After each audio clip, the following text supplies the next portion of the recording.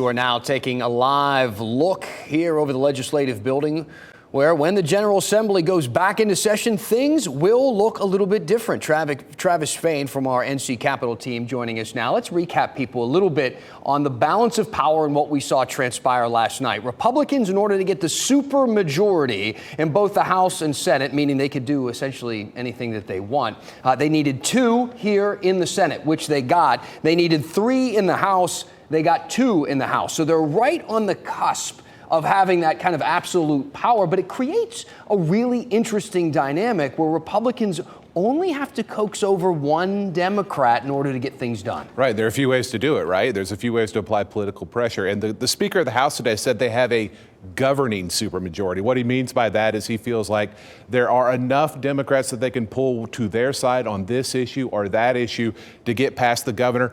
He said that before, though, with similar majorities, not as close, but similar. And they've never been able to do it without a supermajority. They've never overturned Governor Roy Cooper's vetoes without a Republican supermajority. So, we'll see. But, you put money in the budget for somebody, you put political pressure on somebody.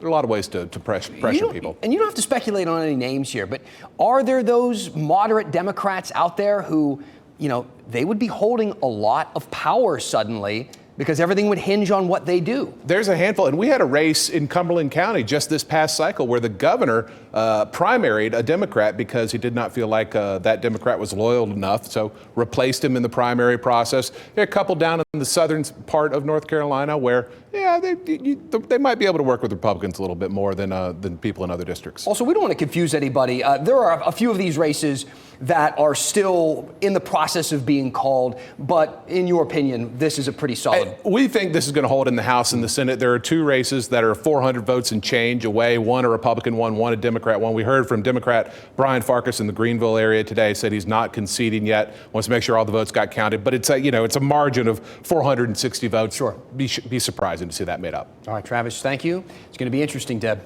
As always. All right, guys, thanks.